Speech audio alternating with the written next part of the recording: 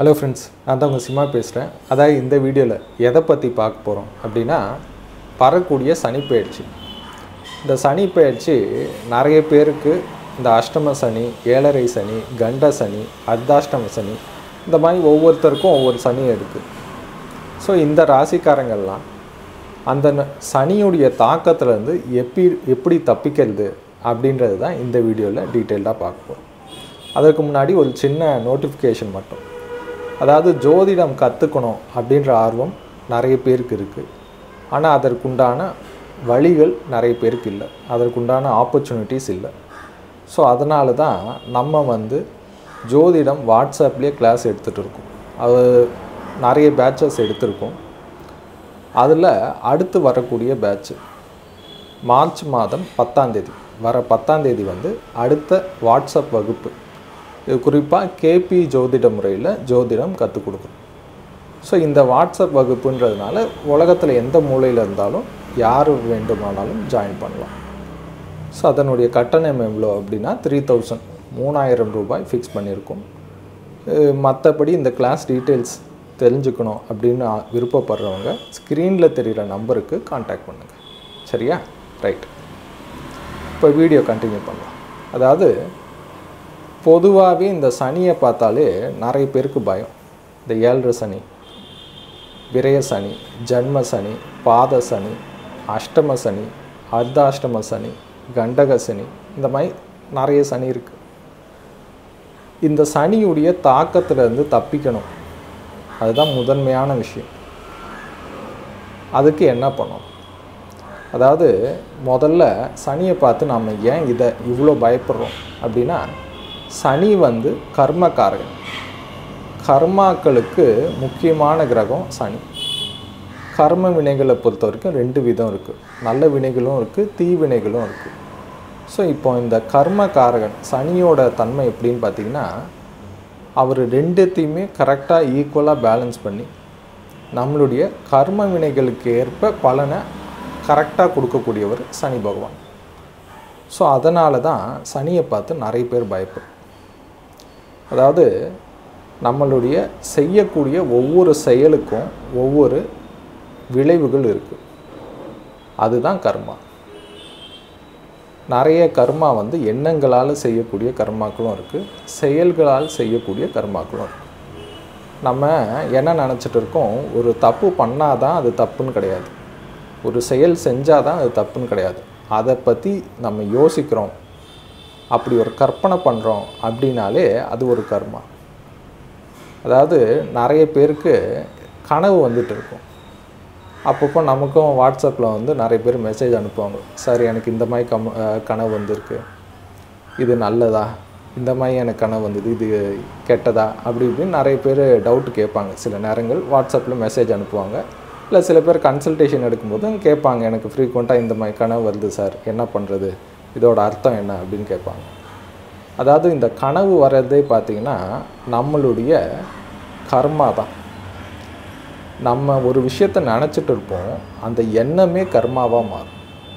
அந்த கர்மா தான் கனவாக வரும் நமக்கு. இப்போ கனவில் 2 விதம் இருக்குது. பாசிட்டிவான கனவு வரும், சில பேருக்கு நெகட்டிவான கனவு வரும். பாசிட்டிவான கனவுனா ஏதாவது வெளியூருக்கு போகிறது, வெளிநாட்டுக்கு போகிறது, விதவிதமான சாப்பாடு சாப்பிட்றது, இந்த மாதிரி முக்கியமான ஸ்தலத்துக்கு போயிட்டு வர்றது, இந்த மாதிரி கனவு நிறைய வருதுன்னா அது பாசிட்டிவான கனவு. இதுலேயே நெகட்டிவான கனவு நிறைய வரும். திடீர்னு நம்மளை 4 பேர் துரத்திட்டு வர மாதிரி இருக்கும், யாராவது நம்மளை அடிக்கிற மாதிரி இருக்கும், டக்குன்னு யாராவது ஏதாவது கத்தி ஏதாவது எடுத்து நம்மளை குத்த வர மாதிரி கனவு வரும். இந்த மாதிரி நெகட்டிவான கனவும் நிறைய வருது. எதனால் இந்த மாதிரி முதல்ல கனவு வருது அப்படின்னா, நாம் நினச்சிருப்போம், இவனை சும்மா விடக்கூடாது, 4 பேரை கூப்பிட்டு போய் இவனை மொத்துன்னு மொத்தணும் அப்படின்னு நாம் நினச்சிருப்போம். ஏதோ ஒரு மனுஷனை பற்றி நம்ம அந்த செயல் செஞ்சுருக்க மாட்டோம், ஆனால் அந்த நினச்சிருப்போம் இல்லையா, அதுவே கர்மா. ஸோ அந்த கர்மா தான் நமக்கு கனவுல வருது. ஸோ அதே கர்மா நம்ம செயல்படுத்துகிறோம். நம்மளை 4 பேரை கூப்பிட்டு போய் அவனை நிஜமாலேயே மொத்துறோன்னு வச்சுக்கோங்களேன். அதே விஷயம் நமக்கு ஒரு நாள் இல்லை ஒரு நாள் கண்டிப்பாக நடக்கும். அப்படி நம்ம நடக்கும்போது என்ன சொல்லுவோம், இது முன்ஜென்ம கர்ம வினை அப்படின்னு சொல்லிடுவோம். இப்போ கனவு வந்தால் மட்டும் என்னது? கனவும் பார்த்திங்கன்னா அதே கர்ம வினை தான். நம்ம ஒரு 4 பேருக்கு சாப்பாடு போடணும் அப்படின்னு பிரியப்படுறோம், நினைக்கிறோம். நம்மகிட்ட வசதி இல்லை, ஆனால் நம்ம எண்ணம் இருக்குது. நம்மகிட்ட கொஞ்சம் கையில் காசு இருந்ததுன்னா இவங்களுக்கெல்லாம் நல்லா சாப்பாடு போடணும் அப்படின்ற ஒரு எண்ணம் இருக்குது இல்லையா? அந்த நல்ல எண்ணமே நல்ல கனவு கொடுக்கும். அந்த நல்ல வினைகளுக்கு உண்டான நல்ல கனவு வரும். ஸோ நம்ம வந்து நல்ல விதமாக சாப்பிட்ற மாதிரி, நமக்கு 4 பேர் சாப்பாடு போடுற மாதிரி அதெல்லாம் வரும். ஸோ இது எல்லாமே அந்த கனவுக்கே பலன் உண்டு. அந்த எண்ணத்துடைய கர்மாவுக்கு இப்படி பலன். ஸோ அப்போ செயல் வந்தாச்சுன்னா அதுக்கேற்ற மாதிரி பலனை கொடுக்கக்கூடியவர் தான் சனி பகவான். ஸோ அதனால தான் நிறைய பேர் இந்த மாதிரி சனி வரக்கூடிய காலகட்டத்தில் எல்லாத்துலேயுமே ரொம்ப பயப்படுவாங்க. சரி வந்தாச்சு, இப்போது நமக்கு 7.5 சனி இல்லை அஷ்டம சனி, கண்டக சனி, அர்த்தாஷ்டம சனி, ஏதோ ஒரு சனி இப்போ வரப்போகுது உங்கள் ராசிக்கு. என்ன பண்ணலாம்? ஸோ சனியுடைய தாக்கத்திலேருந்து நாம் எப்படி நம்மளை தற்காத்து கொள்வது, அதுதான் முக்கியமான விஷயம்.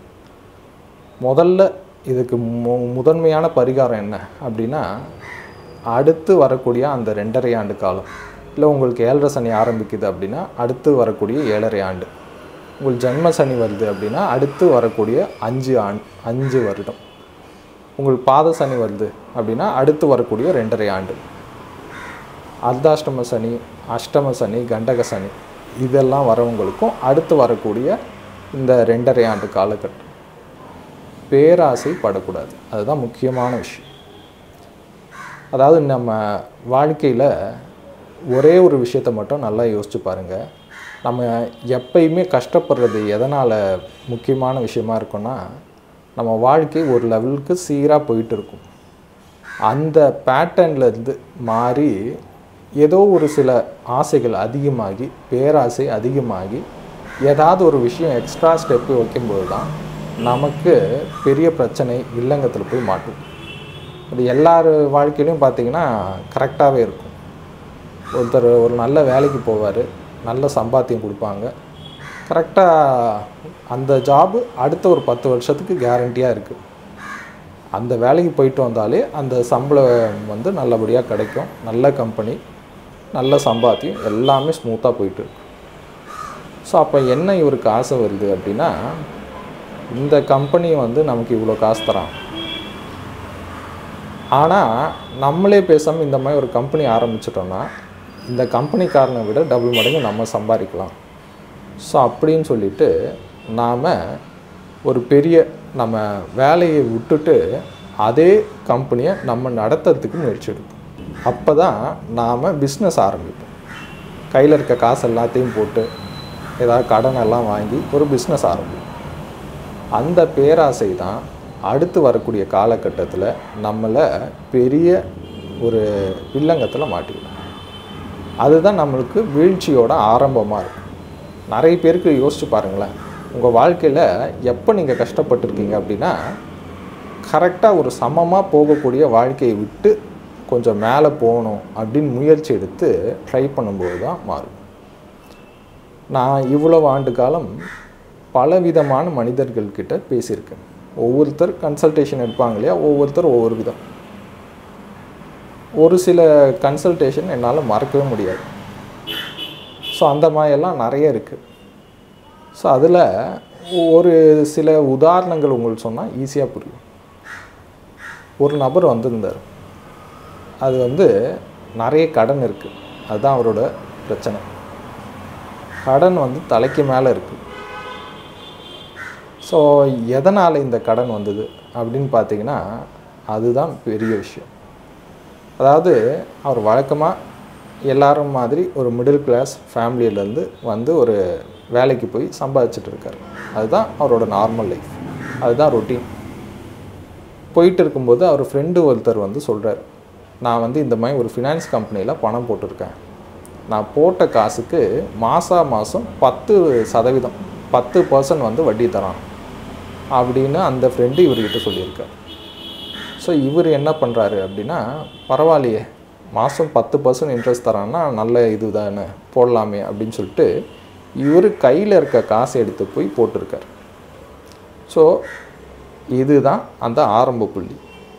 என்ன ஆகுது, இவர் கையில் இருக்க காசு போட்டாரா, என்ன எதிர்பார்த்து மாதம் மாதம் 10% அந்த ஃபினான்ஸ் கம்பெனிக்காரன் சொன்ன மாதிரி தருவான் அப்படின்ற நம்பிக்கையில் போடுறாரு. ஸோ இது வந்து ஆசை. புரியுதா? இப்போவே பேராசைன்னு வச்சுக்கலாம். இதுவே பேராசைன்னு ஆரம்பிச்சிடுச்சுன்னு வச்சுக்கோங்களேன். சரி, நம்மளை பொறுத்த வரைக்கும் இது ஆசைன்னே வச்சுக்கலாம். அவர் கையில் இருக்க காசு எல்லாத்தையும் போடுறாரு. அந்த ஃபினான்ஸ் கம்பெனிக்காரன் சொன்ன மாதிரி முதல் மாதம் 10% கொடுக்குறான். 10% ரிட்டர்ன் வருது. 2வது மாதமும் திருப்பி 10% வருது.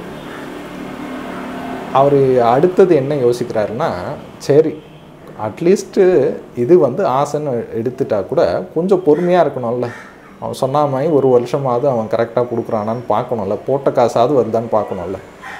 அவர் அந்த பொறுமை இல்லை. நம்ம போட்டது கம்மியான காசு, நம்ம கையில் இருக்க காசெல்லாம் போட்டோம், அவன் சொன்ன மாதிரி கரெக்டாக கொடுக்குறான். ஸோ இப்போ என்ன பண்ணலாம் அப்படின்னு யோசித்து, அவர்கிட்ட பேங்க் அக்கௌண்ட் இருக்கு இல்லையா, இன்றைக்கி எல்லார்கிட்டையும் பேங்க் அக்கௌண்ட் இருக்குது. நம்ம பேங்க்கில் காசு இருக்கோ இல்லையோ அது அடுத்த விஷயம். ஆனால் எல்லார்கிட்டையும் நிறைய பேங்க் அக்கௌண்ட் இருக்குது. அவர் என்ன பண்ணுறாரு அப்படின்னா, அவருடைய பேங்க் அக்கௌண்ட்டில் பர்சனல் லோன் வாங்குறாரு. ஏன்னா மற்ற லோனில் தான் 1008 கேள்வி கேட்பான். இந்த லோன் எதுக்கு வாங்குறீங்க, இந்த டாக்குமெண்ட் இருக்கா, அது இருக்கா, இது இருக்கான்னு 1008 கேள்வி வரும். பர்சனல் லோனில் கேள்வியே கேட்க மாட்டான். ஏன்னா கொடுக்கக்கூடிய அமௌண்ட்டு சின்ன அமௌண்ட்டு, அதில் வந்து இன்ட்ரெஸ்ட் அதிகம், வட்டி அவங்களுக்கு அதிகன்றதுனால பெரிய கேள்வி கேட்காம கொடுத்துருவான். எல்லா பேங்க்லேயும் வந்து ஒரு 5 லட்சம் 7 லட்சம் அந்த மாதிரி வந்து ஒவ்வொரு பேங்க்கை பொறுத்து பர்சனல் லோன் கொடுத்துருவோம். ஸோ இவர் வந்து பர்சனல் லோன் வாங்குறாரு. எதுக்கு, இந்த ஃபினான்ஸ் கம்பெனியில் போடலான்னு சொல்லிட்டு. எத்தனை பர்சனல் லோன் வாங்குறாரு அப்படின்னா, அவர் 7 பேங்க்கிட்ட இருந்து பர்சனல் லோன் வாங்குறாரு. இதே மாதிரி ஒரு பேங்க் இல்லை, 7 பேங்க்கிட்ட பர்சனல் லோன் வாங்குறாரு. வாங்கி எல்லா பணத்தையும் எடுத்துகிட்டு போய் ஃபினான்ஸ் கம்பெனியில் போடுறாரு. அந்த ஃபினான்ஸ் கம்பெனி அடுத்த ஒரு மாதம்தான் கரெக்டாக இது சொன்னபடி 10% தரான். அடுத்த 2வது மாதத்துலேருந்து ஃபினான்ஸ் கம்பெனி காணும். முதல் தடவை அவர் போட்ட பணம் ஆசையால் போட்டதுன்னு வச்சுக்கிட்டா கூட, இந்த 2வது தடவை போட்டது பேராசை. ஏன்னா அவரால் முடிஞ்ச சோர்ஸில் எல்லாத்துலேயுமே கடனை வாங்கி எல்லா பேங்க் அக்கௌண்ட்லேயும் பர்சனல் லோன் வாங்கி எல்லாத்தையும் எடுத்துகிட்டு போய் ஃபினான்ஸ் கம்பெனியில் போடுறார். இந்த ஃபினான்ஸ் கம்பெனிக்காரன் வழக்கம் போல் ஏமாற்றிட்டான். அந்த ஃபினான்ஸ் கம்பெனி கிடையாது. ஆனால் அவர் வாங்கின கடனுக்கு இஎம்ஐ இருக்குது. 7 பேங்க்கில் இஎம்ஐ உண்டு. இவருடைய சம்பாத்தியம் எவ்வளோ, இஎம்ஐ எவ்வளோன்னு பார்த்தீங்கன்னா சம்மந்தமே இருக்காது. இவருடைய சம்பாத்தியத்தை விட 3 மடங்கு அதிகம் இஎம்ஐ. ஸோ இதை வந்து நான் எப்படி சார் அடைக்கிறது அப்படின்றது தான் அவருடைய கேள்வி. அதாவது இது ஏதாவது ஒரு விஷயத்தில் கனெக்ஷன் இருக்கா? இப்போ நம்ம வந்து ஏதோ ஒரு தொழில் பண்ணோம், ஏதோ ஒரு விஷயத்துக்கு ஒரு வீட்டு தேவைக்கு ஒரு லோன் எடுக்கிறோன்னா கூட ஒரு லாஜிக் இருக்குது. இந்த மாதிரி ஃபினான்ஸ் கம்பெனியில் போட்டு பணம் சம்பாதிக்கணும், பணம் வரும் அப்படின்ற நம்பிக்கையில் அவர் எடுத்திருக்கார். ஸோ இந்த பேராசை தான் அவருடைய பெரிய வீழ்ச்சிக்கு காரணம். அதாவது இந்த மாதிரி தான் இந்த 7.5 சனி, அஷ்டம சனி, கண்ட சனி காலகட்டத்தில் நாம் பேராசைப்படக்கூடிய விஷயம் நம்மளுடைய பெரிய வீழ்ச்சிக்கு காரணமாக இருக்கும். ஸோ இந்த மாதிரியான செயல்களில் நம்ம ஒரு விஷயம் நம்ம தகுதிக்கு மீறி ஏதாவது ஒரு விஷயம் ட்ரை பண்ணுறோம், ஒரு ஆசைப்படுறோம், அதுவும் பேராசையாக இருக்குது அப்படின்னா டோட்டலி போட்டு கவுத்துரும். ஸோ முதல் பரிகாரம் என்ன அப்படின்னா, நிறைய பேர் எதிர்பார்க்கறது என்ன தெரியுமா, பெரிய பிரச்சனையில் வந்து மாட்டிக்கிறாங்க. மாட்டிக்கிட்டு ஜோசியரை வந்து பார்ப்பாங்க. ஜோசியர் வந்து இந்த கோயில் போயிட்டு வாங்க உங்கள் பிரச்சனை தீந்துடும் அப்படின்னு ஜோசியர் சொல்லணும். அந்த கோயில் போயிட்டு வந்த உடனே இவங்க பிரச்சனை எல்லாம் தீர்ந்துடும். இதுதான் மக்களுடைய எதிர்பார்ப்பாக இருக்குது. நீங்கள் யோசிச்சு பாருங்களேன், இந்த மாதிரியான சிக்கலுக்கெல்லாம் எந்த கோயில் போனால் தீர்வு வரும்னு எனக்கு ஒன்றும் புரியல. ஏன்னா அவருடைய சம்பாத்தியம் எங்கே இருக்குது, அவர் கட்ட வேண்டிய இஎம்ஐ எங்கே இருக்குன்னா சம்மந்தமே இருக்காது. இதை விட அது 3 மடங்கு அதிகம். ஸோ இந்த மாதிரி சிக்கலில் போய் முதல்ல மாட்டிக்காது. முதல்ல இந்த காலகட்டம் சுமாராக இருக்குது, நமக்கு சாதகமாக இல்லை அப்படின்னா ரொம்ப கவனமாக பார்த்து தான் ஒவ்வொரு படியும் வைக்கணும். இப்போ நீங்கள் வழக்கமாக மாடி படிக்கட்டு ஏறி போவோம். மாடி படிக்கட்டு ஏறி போகும்போது வழக்கம் போல் தினமும் வந்து அதே படிக்கட்டு தான். ஸோ ஈஸியாக ஏறி போயிடும். பெருசாக வந்து நம்ம சைட்லலாம் பிடிச்சி கவனமாக பார்த்து போக மாட்டோம் ஒவ்வொரு நாளும். இப்போ நம்ம வீடு இருக்குது அப்படின்னா தினமும் போகிற படிக்கட்டு தானேன்னு சொல்லிட்டு மாடியில் ஏறிடுவோம். இல்லை நம்ம ஆஃபீஸில் தினமும் போகிற ஆஃபீஸ் தானேன்னு ஏறிடுவோம். ஆனால் படிக்கட்டில் எண்ணெய் கொஞ்சம் சிந்திருக்கு, கவனமாக பார்த்து வாங்க அப்படின்னு சொல்கிறாங்க. நம்ம அதையும் கேட்டுட்டு வழக்கம் போல் ஃபாஸ்ட்டாக ஏறினோன்னா கவுத்து விட்டுரும். அதை நல்லா புரிஞ்சுக்கோங்க. ஜோசியம் பார்க்குறவங்களுக்கும் ஜோசியம் பார்க்காதவங்களுக்கும் இருக்கிற வித்தியாசம் என்ன அப்படின்றது இது ஒன்று தான். சில பேருக்கு தெரியாது, நமக்கு அதிர்ஷ்டம சனினா என்ன, ஏழரை சனினா என்ன, அதெல்லாம் தெரியாதுன்னு வச்சுக்கோங்களேன். இந்த மாடி படிக்கட்டில் ஏறுறோம், அதில் என்ன சிந்திருக்குன்னு உங்கள்கிட்ட யாரும் சொல்லலைன்னு அர்த்தம். நம்ம போவோம், வலிக்கு விட்டுந்தும் பெரிய அடிப்படும். ஆனால் ஜோசியம் பார்க்குறவங்களுக்கு தெரியும், இப்போ நமக்கு சாதகமாக இல்லை, அஷ்டம சனி நடக்குது, இப்போ ஏழரை சனி நடக்குது அப்படின்னா அந்த மேலே இருந்து என்ன சிந்திருக்கு, கவனமாக பார்த்து வாங்க அப்படின்னு கொடுக்குற எச்சரிக்கை தான் இது. ஸோ அந்த எச்சரிக்கையும் நம்ம காதில் கேட்டுட்டு நான் அப்பையும் வழக்கம் போல தான் போவேன் அப்படின்னா உளுந்து வர வேண்டியது தான். ஸோ அதை நல்லா தெளிவாக புரிஞ்சுக்கோங்க. முதல் விஷயம், பேராசைப்படக்கூடாது, ரொம்ப கவனமாக இருக்கும். அதுதான் விஷயம். கவனத்தை பொறுத்த வரைக்கும் எல்லா விஷயத்துலையும் இருக்கும். நாம் ஒரு செயல் செய்கிறோன்னா முதல் விஷயம், அந்த செயல்னால் ஏதாவது புண்ணியம் இருக்கா, இல்லை ஏதாவது பணம் வருதா அப்படின்றத புரிஞ்சுக்குவோம். அதாவது நம்ம ஒரு விஷயம் பண்ணோன்னாலே ரெண்டு க்ரைட்டீரியா மட்டும் யோசிங்க. ஒரு செயல் பண்ணுறோன்னா ஒன்று, அந்த செயலால் நமக்கு ஏதாவது நல்லது நடக்கணும், புண்ணியம் கிடைக்கணும், ஒரு நல்ல விஷயமாக இருக்கணும், ஒரு தர்ம காரியமாக இருக்கலாம், அந்த செயல் பண்ணலாம். இல்லை அந்த செயல் பண்ணுறது மூலிமா நமக்கு 4 காசு லாபம் வரணும். லாபமே நேர்மையான வழியில் வரணும், அது முக்கியம். இப்போ ஒரு வேலை பண்ணுறோம், இந்த வேலை செஞ்சு கொடுத்தா இவ்வளோ சம்பளம் தராங்கன்னு சொல்கிறாங்க, அப்போ தாராளம் அந்த வேலையை செய்யலாம். இப்போ இந்த வேலையை செஞ்சு கொடு, காசு நாளைக்கு வரும், வந்ததுக்கப்புறம் நான் உனக்கு காசு கொடுக்குறேன் அப்படின்னு சொன்னையாச்சுன்னா இந்த காசு வருமா வராதா அப்படின்றது சந்தேகம்தான். ஸோ அதனால் அப்போ அந்த காரியம் கண்டிப்பாக செஞ்சாகணும் அப்படின்றது அவசியமே கிடையாது. நிறைய பேர் நம்ம சொந்தக்காரங்க, ஃப்ரெண்ட்ஸு, சுற்றி இருக்கிறவங்க இருப்பாங்க. அவங்க வாழ்க்கையில் ஏதோ ஒரு காலகட்டத்தில் பண தேவை இருக்கும். ஒருத்தர் ஒரு வீடு கட்டுறார், அவர் சக்தியை மீறி வீடு கட்டுறார். உங்கள் சொந்தக்காரர் திடீர்னு உங்களை பார்த்து எனக்கு ஒரு பெரிய அமௌண்ட் வேணும், எப்படியாவது அரேஞ்ச் பண்ணி கொடு, நான் ஒரு 4-5 மாதத்தில் திருப்பி தந்துடுறேன் அப்படின்னு சொல்லிவிட்டு உங்களோட சொந்தக்காரர் கேட்குறாரு. ஸோ இப்போ முதல் விஷயம், அவருக்கு பணம் கொடுக்கலாமா வேண்டாமா அப்படின்னு பார்த்தீங்கன்னா, இது புண்ணிய காரியமா? அவருக்கு வீடு கட்டுறார், சரியா? அவர் சக்திக்கு மீறி கட்டுறார். இப்போ ஒரு ஃப்ளோர் கட்டுற வரைக்கும் அவர் கையில் காசு இருக்குது, ஆனால் அவர் 2வது ஃப்ளோரும் கட்டியே தீருவேன் அப்படின்னு அடம் முடிச்சு கட்டுறாரு. அதுக்கு தான் பணம் தேவை, அதுக்கு உங்கள்கிட்ட கேட்குறாரு. ஸோ இப்போ இந்த 2வது மாடி கட்ட நீங்கள் பணம் கொடுத்தீங்கன்னா புண்ணியம் ஏதாவது கிடைக்குமா அப்படின்னா பெருசாக இதில் புண்ணியம் கிடைக்க வாய்ப்பு இல்லை. அவர் கையில் இருக்க காசுக்கு ஒரு ஃப்ளோரே போதும், அவர் ஃபேமிலிக்கு ஒரு ஃப்ளோர் போதாதான், ஆனால் 2வது மாடியும் கட்டணும்னு அடம்பிடிச்சு கட்டுறாரு. ஸோ அப்போ இதை கொடுத்தீங்கன்னா உங்களுக்கு பெருசாக புண்ணியம் வருமா அப்படின்னா கிடையாது. சரி, இது அவருக்கு பணம் கொடுக்கறது மூலிமா உங்களுக்கு ஏதாவது லாபம் இருக்கா அப்படின்னா லாபமும் கிடையாது. இன்றைக்கி எவ்வளோ பணம் வாங்குறாரோ அதே பணத்தை தான் ஒரு 4-5 மாதம் கழித்து திருப்பி கொடுக்க போகிறார். ஸோ உங்களுக்கு இந்த செயலில் புண்ணியமும் கிடையாது, லாபமும் கிடையாது. ஆனால் நம்ம ஒரு எமோஷ்னலாக சரி ஓகே நம்மளோட சொந்தக்காரர் பணத்தை கொடுத்துருவாரு அப்படின்ற ஒரு நம்பிக்கையில் கொடுத்தீங்கன்னு வச்சுக்கோங்க, அந்த பணம் வராது. வந்தாச்சுன்னா நல்லது, வரலை அப்படின்னா அப்போ தான் வில்லங்கத்தில் போய் மாட்டோம். ஸோ அப்புறமேட்டு தான் நம்ம யோசிப்போம். அதுக்கப்புறமே ஜோசியர்கிட்ட பார்க்க வேண்டியது தான். ஒவ்வொரு ஜோசியராக பார்க்கணும், அவருக்கு எப்போ சார் இப்போ பணம் கொடுப்பாரு அப்படின்னு ஜோசியர்கிட்ட கேட்க வேண்டியது. இப்போ ஜோசியர் என்ன சொல்லணும், நீங்கள் இந்த கோயில் போயிட்டு வாங்க பணம் வந்துடும் அப்படின்னு சொல்லணும். அப்புறமேட்டு ஜோசியர் சொன்ன மாதிரி கோயிலாக சுற்றணும். இதெல்லாம் தேவையா அப்படின்னா இதெல்லாம் தேவையே கிடையாது. முதல் விஷயம், ஒரு செயல் நீங்கள் பண்ணதுக்கு முன்னாடியே அதில் புண்ணியம் வருமா இல்லை அந்த செயல் மூலிமா பணம் வருமா, இந்த 2 விஷயத்தில் ஏதாவது ஒன்று வரணும். 2மே வராதுங்க. சும்மா ஏதோ பண்ணணும் அப்படின்றதுக்காக பண்ணோன்னா இந்த மாதிரி நிலைமையில் தான் நிறைய பேர் இருக்கும்.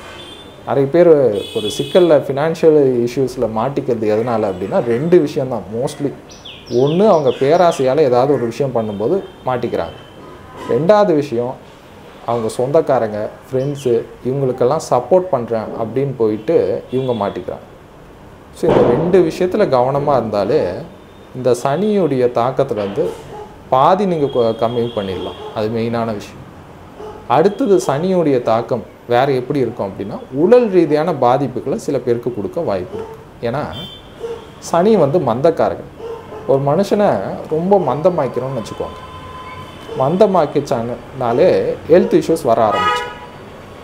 ஒருத்தர் ரொம்ப ஆக்டிவாக இருக்கார், காலைலேருந்து நைட்டு வரைக்கும் வேலை இருக்குங்க அப்படின்னா அவர் எப்பயுமே ரொம்ப ஃபிட்டாக இருப்பார். ஏன்னா ரொம்ப ஆக்டிவிட்டி அதிகம். ஒருத்தருக்கு வேலையே கிடையாது, காலிலேருந்து சாயங்காலம் வரைக்கும் என்ன பண்ணுவீங்க அப்படின்னா ஒன்றும் இல்லைங்க, வீட்டில் சும்மா உட்காந்துருப்பாங்க. அப்புறம் என்ன பண்ணுவீங்க, நைட்டு படம் பார்த்துட்டு படுத்து தூங்கிடுவாங்க அப்படின்னு. ஸோ இந்த மாதிரி நபர்களுக்கு தான் 1008 ஹெல்த் இஷ்யூ வரும். ஸோ அதனால் சனி மந்தக்காரகன், மந்தத்தன்மையை அதிகப்படுத்துவார். ஸோ என்ன பண்ணணும், ஃபிசிக்கல் ஆக்டிவிட்டி அதிகமாக பண்ணணும். சனி அழுக்குன்னு சொல்லுவோம். ஜோசியத்தை பொறுத்த வரைக்கும் ஒவ்வொரு காரகத்துவம் இருக்குது. நம்ம உடம்புல தேவையில்லாத கழிவுகள், அழுக்கு, இது எல்லாமே சனி தான். வேர்வையே சனி தான். அது நமக்கு உடம்புக்கு தேவையில்லாத விஷயம். ஆனால் அந்த தேவையில்லாத விஷயம் நம்ம உடம்பை விட்டு வெளியில் போனால் தான் நம்ம ஆரோக்கியமாக இருக்கும். அது தெளிவாக புரிஞ்சுக்கும். ஸோ அதனால் இந்த 7.5 சனி, அஷ்டம சனி, கண்ட சனி, அர்த்தாஷ்டம சனி, இந்த சனியில் நடக்கக்கூடியவங்க எல்லாருமே உடல் நலத்தில் அதிகமாக முக்கியத்துவம் எடுத்துக்கணும். தினமும் கொஞ்சமாவது இனிமேட்டு எக்ஸசைஸ் பண்ணுற பழக்கத்தை எடுத்துடுவாங்க. ஏன்னா உடம்பு தான் மெயின். உடம்பு கெட்டு போச்சு அப்படின்னாலே எல்லாமே கெட்டு போகும். மனசு, உடம்பு, இது 2 தான் முக்கியம் வாழ்க்கையில். பணம் கூட அடுத்தது தான். பணம் நமக்கு நேரம் நல்லா இருக்கும்போது ஈஸியாக சம்பாதிச்சிடலாம். ஆனால் இந்த உடம்பு, மனசு, இது 2ம் கெட்டு போயாச்சு அப்படின்னா தான் கொஞ்சம் கஷ்டம். ஸோ அதனால் மந்தத்தன்மையை கொடுக்கக்கூடிய அந்த சனியுடைய காலகட்டம் வர்றதுனால ரொம்ப கவனமாக ஃபிசிக்கல் ஆக்டிவிட்டியில் அதிக ஈடுபாடு செலுத்துங்க. பெருசாக இல்லைன்னா கூட தினமும் கொஞ்சம் உங்கள் உடம்புலேருந்து ஏதோ ஒரு விதத்தில் வேர்வை வந்தாகும். சில பேருக்கு நடந்தாலே வேர்வை வந்துடும். சில பேருக்கு கொஞ்சம் எக்ஸசைஸ் பண்ணும். இன்றைய காலகட்டம் எக்ஸசைஸே ஜிம்முலேயே பார்த்தீங்கன்னா ஃபுல்லாக ஏசி மாட்டிடுறாங்க. ஏசியில் எக்ஸசைஸ் பண்ணுறதுனால வேர்வே வரமாட்டேங்குது. ஜிம்முக்கு போகிறாங்க, ஏசியில் எக்ஸசைஸ் பண்ணுறாங்க. ஆஃபீஸுக்கு போகிறாங்க, ஃபுல்லாக ஏசியில் இருக்காங்க. ஸோ இந்த மாதிரி இருந்தாலே சனியுடைய அந்த மந்தத்தன்மை கொஞ்சம் மெல்ல மெல்ல உங்களுக்கு வர அதிக வாய்ப்பு இருக்குது. ஸோ அதனால் கொஞ்சம் வேர்வை வரா மாதிரி வெளியில் எங்கேயாவது ஒர்க் அவுட் பண்ணுறதும் ரொம்ப நல்லது. ஏன் முதல்ல ஒர்க் அவுட் பண்ணோம் அப்படின்னா சனியுடைய ஆப்போசிட்டான கிரகம் எது அப்படின்னா செவ்வாய். சனியுடைய எதிரி கிரகம், பகை கிரகம். அதாவது சனியுடைய தன்மை நமக்கு குறையணும் அப்படின்னா செவ்வாயுடைய தன்மையை அதிகரிக்கணும். அதுதான் முக்கியம். அதாவது இது எப்படின்னா சிம்பிளாக சொல்கிறேனே, ஒரு அரசியல்வாதி உங்களுக்கு இருக்கார். ஒரு அரசியல்வாதி ஒரு பிரச்சனை பண்ணுறாரு உங்ககிட்ட, என்ன பண்ணுவீங்க? அந்த அரசியல்வாதியுடைய ஆப்போசிட் பார்ட்டியில் போய் இந்த விஷயத்த சொன்னீங்கன்னா அவங்க பெருசாக இந்த இஷ்யூவை பெருசாக்குவாங்க. ஸோ அதனால் இவர் சைலண்ட்டாக இருப்பார். ஸோ அப்போ என்ன பண்ணணும், இந்த கட்சிக்காரர் உங்களுக்கு பிரச்சனை பண்ணார்னா அதுக்கு அப்படியே ஆப்போசிட்டாக இருக்கக்கூடிய எதிர்கட்சியில் போய் ஜாயின் பண்ணிடணும். அதனால தான் நிறைய பேர் இன்றைக்கும் ஏதாவது ஒரு பிரச்சனை வந்தது, ஒரு செலிப்ரிட்டிக்கு பிரச்சனை வருது, ஒரு சினிமாக்காரங்களுக்கு பிரச்சனை வருது அப்படின்னா அப்படியே ஆப்போசிட்டாக இருக்கக்கூடிய இன்னொரு பார்ட்டியில் போய் ஜாயின் பண்ணுவாங்க. அதுதான் விஷயம். ஸோ அதே தான் நானும் சொல்கிறேன். இப்போ சனியால் பிரச்சனை வரப்போகுது அப்படின்னா செவ்வாயை பிடிச்சிக்கணும். செவ்வாய் எப்படிங்க பிடிக்கணும் அப்படின்னா உடல் வலிமைக்கு காரக கிரகம் எது அப்படின்னா செவ்வாய். ஸோ அதனால் என்ன பண்ணணும், செவ்வாய் ஆக்டிவேட் பண்ணதுக்கு உடல் வலிமையை அதிகரிக்கும். எக்ஸசைஸ் கண்டிப்பாக பண்ணியாகும். ஸோ அதெல்லாம் யூஸ் பண்ணுங்க. அதே மாதிரி நம்மளுடைய இப்போது நார்மலாக இப்போ எக்ஸசைஸ் பண்ணும்போது சில பேர் ஷூ எல்லாம் போட்டு பண்ணுற பழக்கம் உண்டு. ஸோ அது குறிப்பாக சகப்பு நிறத்தில் இருக்கக்கூடிய ஷூ, சாக்ஸு கூட போடுறீங்கன்னா சகப்பு நிறத்தில் போடுறது நல்லது. ஏன்னா காலில், பாதத்தில் இப்போ ரெகுலராக சில பேர் ஆஃபீஸ் போயிட்டு வரவங்க ஷூ எல்லாம் போட்டு போகிறீங்க அப்படின்ற பட்சத்தில் சிகப்பு நிறத்தில் சாக்ஸு, சிகப்பு நிறத்தில் ஷூ போட முடிஞ்சதுன்னா நல்லது. ஏன்னா அப்போ தான் அந்த செவ்வாயுடைய தன்மையை காலில் கூட பாதத்தில் கூட எடுத்துகிட்டு வரீங்க. ஸோ எடுத்துகிட்டு வரும்போது ஒவ்வொரு தடவை நீங்கள் நடக்கும்போதும் சரி, ஒரு எக்ஸசைஸ் பண்ணும்போதும் சரி, செவ்வாய்த்தன்மை அதிகரிக்கும். ஸோ இதுவே சிறந்த பரிகாரம். ஸோ இந்த மாதிரியான விஷயங்கள்லாம் பண்ணாலே இந்த சனியோட தாக்கத்துலேருந்து அதிகப்படியாக உங்களையே நீங்கள் தற்காத்துக்கலாம். அதுதான் முக்கியமான விஷயம். முதல் விஷயம் என்னென்னா, நம்ம பெரிய பிரச்சனையில் போய் மாட்டாமல் இருந்தாலே போதும், சனியோட தாக்கத்துலேருந்து மீண்டு வரலாம். நிறைய பேர் என்ன பண்ணுறாங்கன்னா, எதுவுமே யோசிக்காமல் எல்லா பிரச்சனைகளும் போய் பெரிய பெரிய வில்லங்கத்தில் மாட்டிட்டு அதுக்கப்புறமேட்டு கடைசி காலகட்டத்தில் ஜோசியர்கிட்ட வந்து நிற்பாங்க. ஸோ அதுதான் செய்யக்கூடிய முதல் தப்பு. நீங்கள் எந்த ஒரு முக்கியமான விஷயம் வாழ்க்கையில் எடுக்கிறதா இருந்தாலும் சரி, நம்ம வழக்கமாக ஒரு வேலைக்கு போகிறோம், சம்பாதிக்கிறோம், அதுதான் நம்மளோட யூஷுவலான லைஃபு. அதை தாண்டி எக்ஸ்ட்ராவாக ஒரு விஷயம் பண்ணுறீங்க அப்படின்னா, முதல் விஷயம் ஜோதிடருடைய ஆலோசனைப்படி கேட்டுட்டு பண்ணுங்கள். அது முக்கியமான விஷயம். ஏன்னா பல நேரங்களில் நாம் யார் பேச்சையும் கேட்கறதில்ல. அதனால தான் நம்மளுடைய வீழ்ச்சிக்கு முக்கியமான காரணமாக இருக்குது. அப்பா அம்மா பேச்சை கேட்க மாட்டோம், ஒய்ஃப் பேச்சை கேட்க மாட்டோம், யாராவது சொந்தக்காரங்க ஏதாவது சொன்னால் அவங்க பேச்சையும் கேட்க மாட்டோம். அப்படின்னு யார் பேச்சுமே கேட்காம இருந்தாலே சிக்கலில் போய் மாட்டிக்கும். ஸோ முதல்ல சுற்றி இருக்கிறவங்கக்கிட்ட ஒரு அட்வைஸ் கேட்கலாம். இல்லை அவங்க மேலே எல்லாம் எனக்கு நம்பிக்கையே கிடையாது அப்படின்னா, ஜோதிடர்கிட்டையாவது ஒரு அனுபவம் பெற்ற ஜோதிடர்கிட்ட ஆலோசனை பெற்றுட்டு அதுக்கப்புறம் ஒரு முக்கியமான விஷயங்கள்லாம் பண்ணுங்க. இது ரொம்ப முக்கியம். ஏன்னா இன்றைக்கும் என்னோடய வாட்ஸ்அப் நம்பரில் மெசேஜஸ் நிறைய பேர் கன்சல்டேஷனுக்கு அனுப்பிச்சிட்டு இருக்காங்க. ஸோ அதில் ஒரு சில மெசேஜஸ் வரும். அது என்ன வரும் அப்படின்னா, நான் வந்து பெரிய நிலையில் இருந்திருக்கேன் சார், நல்ல செல்வந்தராக ஃபினான்ஷியலி பெரிய லெவலில் இருந்து இன்றைக்கி ரொம்ப கஷ்ட காலத்தில் இருக்கேன். நீங்கள் கேட்குற ஃபீஸ் கூட என்னால் கட்ட முடியுமான்னு தெரியல, அந்த லெவலுக்கு ரொம்ப வறுமையில் இருக்கேன். ஸோ என்னை நீங்கள் தான் ஏதாவது பண்ணி காப்பாற்றணும், என்னை நீங்கள் தான் கை தூக்கி விடணும் அப்படின்னு சொல்லிட்டு மெசேஜு அப்பப்போ வரும். இந்த மாதிரி நிலமை முதல்ல ஒருத்தருக்கு ஏன் வருது? நல்ல நிலையில் இருக்காங்க, நல்ல நிலையில் இருந்துட்டு ஏன் பெரிய வீழ்ச்சி வருது அப்படின்னா, காரணமே அவங்க தான். அந்த நல்ல நிலையில் இருக்கும்போது யார் பேச்சையும் கேட்க மாட்டாங்க. ஸோ அப்போ வந்து என்ன சொல்லுவாங்க, என்னுடைய உழைப்பு தான் என்னை தூக்கி விடுது அப்படின்னு சொல்லுவாங்க. அப்போ ஜோசியம் மேலே நம்பிக்கை இருக்காது, கடவுள் மேலே நம்பிக்கை இருக்காது, சுற்றி இருக்கிறவங்க மேலே நம்பிக்கை இருக்காது, யார் மேலேயும் நம்ப மாட்டாங்க. நான் தான், என் உழைப்பு தான் அப்படின்னு சொல்லுவாங்க. அதே நபர்கள் பெரிய வீழ்ச்சி வாழ்க்கையில் வந்ததுக்கப்புறமேட்டு ஜோசியர்கிட்ட வந்து நிற்பாங்க.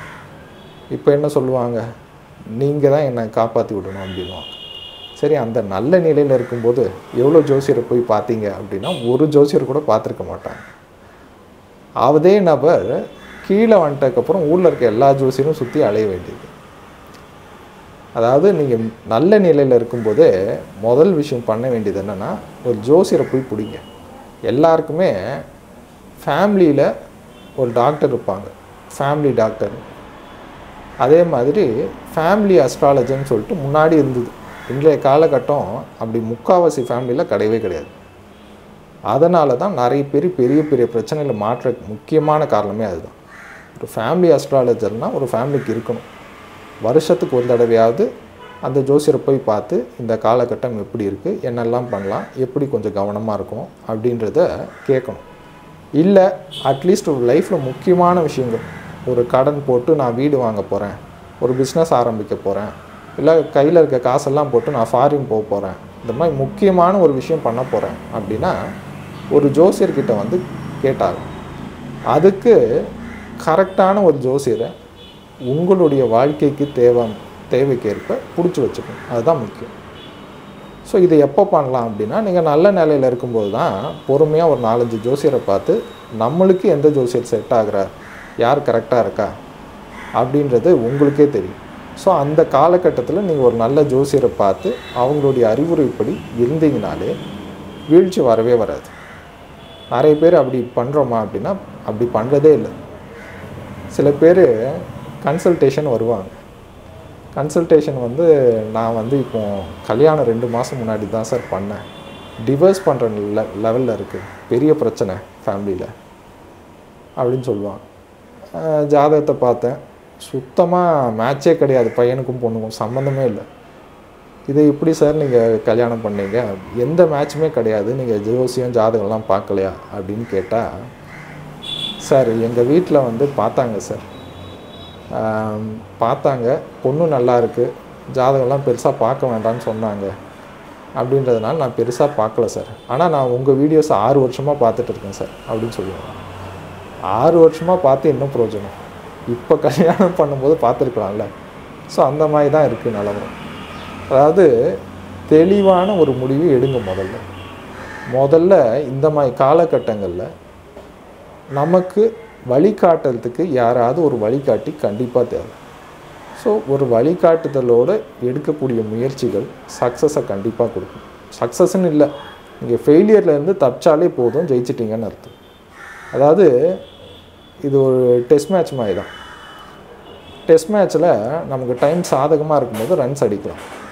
ஆனால் அப்போ தான் காலையில் மேட்ச் ஆரம்பிக்கிறாங்க, நல்லா வந்து ஃப்ரெஷ்ஷான விக்கெட்டாக இருக்குது, நல்லா பால் ஸ்விங் ஆகுது, சீம் ஆகுது அப்படின்னும்போது சைலண்ட்டாக டொக்கு வச்சுட்டு விக்கெட் விழாமல் இருந்தாலே போதும், ஜெயிச்சிடலாம். முதல் செஷன் ரொம்ப முக்கியம் ஒரு டெஸ்ட் மேட்ச்சில். அதே மாதிரி தான் இந்த மாதிரி காலகட்டம், அஷ்டம சனி, கண்டக சனி, அர்த்தாஷ்டம சனி, அந்த மாதிரி காலகட்டம், 7.5 சனிலெல்லாம் பார்த்திங்கன்னா நீங்கள் பெருசாக வாழ்க்கையில் முன்னேறலைன்னா கூட பரவாயில்ல, வீழ்ச்சி அடையாமல் இருக்கக்கூடிய நிலையில் பேலன்ஸ்டாக நீங்கள் போயிட்டீங்கனாலே ஜெயிச்சிட்டீங்க. அது நல்லா தெளிவாக புரிஞ்சுக்கும். சரிங்களா?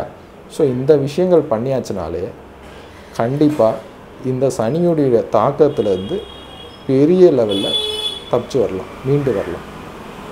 சில பேர் கீழே போய் கமெண்ட்ஸ் போடலாம், இவர் வந்து ஃபுல்லாக அட்வைஸு சொல்லிட்டாரு, இவர் எதுவுமே பரிகாரம் சொல்லவே இல்லை அப்படின்னு சில பேர் கண்டிப்பாக கமெண்ட்ஸ் கீழே போடுவாங்க. அதாவது இந்த மாதிரி நபர்கள் தான் சனி கிட்ட வந்து ஒவ்வொரு தடையும் இந்த 7.5 சனி, அஷ்டம சனி, இந்த காலகட்டத்திலலாம் சனி போகும்போது பெருசாக சொல்கிற மாதிரி சாத்தி எடுத்துரும். ஏன்னா அவங்களோட அந்த விஷயம் புரிஞ்சுக்கிறது இல்லை. அதாவது ஜோசியன்னா என்ன நினச்சிட்டு இருக்காங்கன்னா, ஒரு மேஜிக்குன்னு நினச்சிட்டு இருக்காங்க. போகிறாங்க, போயோன்னா ஒன்று ஒரு சாமிக்கிட்ட போனால் டக்குன்னு வாழ்க்கையை மாறிடணும். ஒருத்தருக்கு 1.5 கோடி கடன் இருக்குது, இப்போ வேலை கிடையாது, நான் எப்படி சார் 1.5 கோடி அடைக்க போகிறேன், எனக்கு ஏதாவது சொல்லுங்கள், பரிகாரம் சொல்லுங்கள் அப்படின்னா என்ன சொல்ல? நீங்கள் நல்லா ப்ராக்டிக்கலாக யோசிச்சு பாருங்களேன். நம்ம சொல்லிடலாம், நம்ம ஊரில் இல்லாத கோயிலா, எல்லா கோயிலும் சொல்லலாம். ஆனால் 1.5 கோடி ரூபாய் எந்த கோயிலில் தரப்போகிறாங்க? அதை முதல்ல இவர் புரியணும். புரியுதுங்களா? ஸோ இந்த அதே மாதிரி இப்போது இந்த இருக்கக்கூடிய சூழ்நிலையில் நிறைய பேர் கிரெடிட் கார்டு வச்சுருக்கீங்க. முதல் விஷயம், இப்போ 7.5 சனி, அஷ்டம சனி, அர்த்தாஷ்டம சனி, கண்டக சனியில் இருக்கிற எந்த சனியில் இருக்கிறவங்களாக இருந்தாலும் முதல்ல கிரெடிட் கார்டை போய் சரண்டர் பண்ணிவிட்டு வாங்க. அந்த கிரெடிட் கார்டில் கிடைக்கக்கூடிய ஒரு 100, 50 கேஷ்பேக்காக பெரிய வில்லங்கத்தில் போய் மாட்டுறதுக்கு அதிகப்படியான வாய்ப்பு இருக்குது. ஸோ அதனால் இதுதான் மிகப்பெரிய பரிகாரமே. கிரெடிட் கார்டு இருந்ததுன்னா கொடுத்துட்டு வந்துடுங்க, அது ரொம்ப முக்கியம். கிரெடிட் கார்டு புதுசாக வாங்கணும்னு யோசிக்கிறீங்கன்னா யோசிக்கவே யோசிக்காதீங்க, அதெல்லாம் 2-3 வருஷம் கழித்து பார்த்துக்கலாம். ஸோ இதுதான் உங்களை சனிக்கிட்டேருந்து காப்பாற்றும். அதை விட்டுட்டு நான் இந்த கோயிலில் போய் விளக்கு போடவா, இந்த கோயிலில் போய் எலுமிச்சப்பழத்தில் விளக்க போடவா, இதில் போய் பூவில் விளக்க போடவா? முதல் விஷயம், மலர்களாலேயும் பழங்களாலேயும் விளக்கு மட்டும் ஏற்றாதீங்க. நிறைய பேர் ஏதோ கலர்ஃபுல்லாக பரிகாரம் சொல்கிறாங்க, அது ஒர்க் அவுட் ஆகுமா அப்படின்னா ஆகாது. விஷயம் இதுதான். ப்ராக்டிக்கலான கிரகம் சனியை பொறுத்த வரைக்கும் கர்மக்காரகன். நீங்கள் 2 விளக்கு ஏற்றுறதுனால கர்மம் கழிஞ்சிரும் அப்படின்னா உங்களை நீங்களே ஏமாற்றுக்கிறீங்கன்னு அர்த்தம். ஸோ அது பண்ணாமல் தெளிவாக இருங்க.